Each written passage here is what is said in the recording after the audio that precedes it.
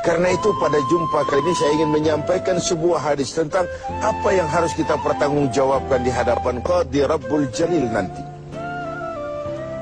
Sebuah hadis menyatakan, "Lan tazula qadama 'abdin yaumal qiyamah hatta yus'ala an arba'i khisalin." Besok di hari kiamat tidak akan bergeser telapak kaki seorang hamba sebelum ia dimintakan tanggung jawab terlebih dahulu tentang 4 persoalan. Apa yang 4 itu? Pertama, an umrihi fima afnahu. Umur yang diberikan kepadanya akan dimintakan tanggung jawab kelak di mana umur itu dihabiskan. Diberikan umur 30 tahun ke 40 tahun, 50 sampai 70, 100 bahkan. Sejak kita akil balik sampai ajal datang merenggut nyawa, di mana umur itu dihabiskan. Kita sering main-main, padahal waktu berjalan terus. Kita sering lalai dan lupa, padahal malaikat maut tidak pernah lalai dan lupa. Seorang Nabi Yakub alaihissalam, seketika akan ajal, beliau menanyakan, kalau saya ajal kenapa tidak diberitahu lebih dahulu? Kata malaikat maut, sudah diberitahu. Loh, bagaimana caranya diberitahu?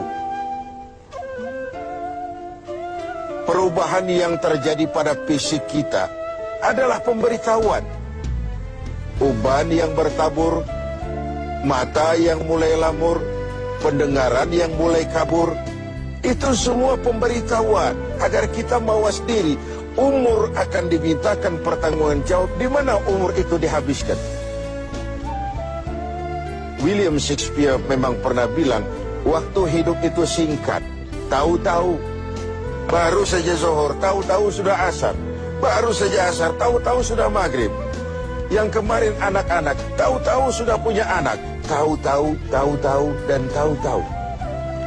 The time of life is short, kata Shakespeare. Waktu hidup itu singkat betul. Namun waktu yang singkat akan terasa ada manfaatnya kalau kita bisa memanfaatkannya dengan yang sebaik-baiknya. Apalah umur panjang kalau cuma untuk menimbun dosa dan kesalahan.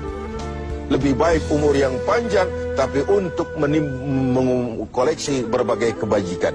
Inilah makna ucapan Nabi, khairukum man tala umruhu wa hasuna amalu.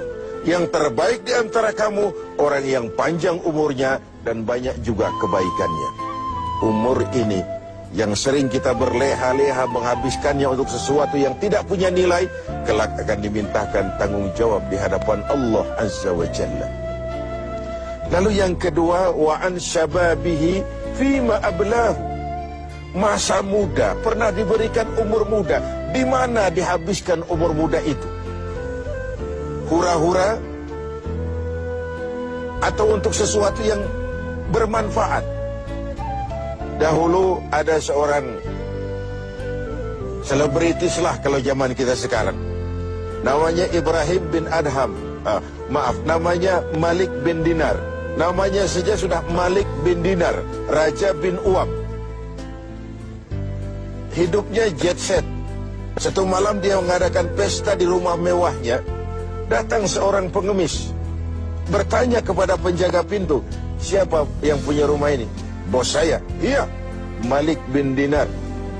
Oh, orang kaya? Orang kaya. Selebriti? Selebriti. Dia hamba apa orang merdeka? Dia orang merdeka. Kalau hamba bagaimana bisa pesta sehebat ini?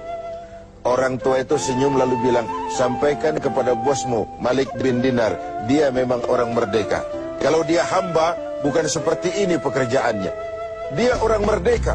Dilarang tidak terlarang, dicegah pun tidak tercegah. Merdeka dia memperturutkan hawa nafsunya. Kalau dia hamba Allah, bukan begini pekerjaannya. Menghabis-habiskan waktu untuk pesta hura-hura, sesuatu yang tidak ada gunanya.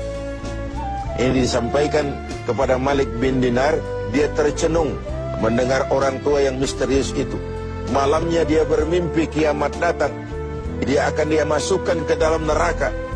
Karena itulah lalu dia bertobat dan kemudian menjadi ahli sufi yang terkenal, Malik bin Dinar. Masa muda akan dimintakan tanggung jawab. Yang ketiga, wa an ilmihi maza amila bi. Ilmu yang dimilikinya, kemana ilmu itu diamalkan? Untuk mencerdaskan orang atau untuk membodohi orang yang memang sudah bodoh? Untuk membimbing umat atau menyesatkan orang lain? Agar hamba menjadi hamba Allah atau agar orang menghambakan dia? Ilmu akan dimintakan pertanggungan jawab. Yang terakhir, wa an malihi min aina iktasabahu wa fima anfaqahu. Kita akan dimintakan tanggung jawab tentang harta kita. Dari mana harta itu didapat dan kemana harta itu dibelanjakan. Perhatikan yang terakhir ini. Tentang ilmu, pertanyaan akhirat cuma satu. Ilmumu kau amalkan untuk apa? Tentang umur, pertanyaan akhirat pun satu. Umurmu kau habiskan di mana? Tentang masa muda, pertanyaan akhirat juga satu. Masa mudamu kau gunakan buat apa? Tapi khusus tentang harta, pengadilan akhirat bertanya dua. Hartamu kau dapat dari mana dan kau belanjakan kemana? Dari mananya dan kemananya? Kadang didapat dari cara yang benar, tapi dibelanjakan untuk yang tidak benar. Atau bisa juga didapat dari cara yang tidak benar, dibelanjakan kepada jalan yang benar. Itu pun tidak mungkin kedua-duanya.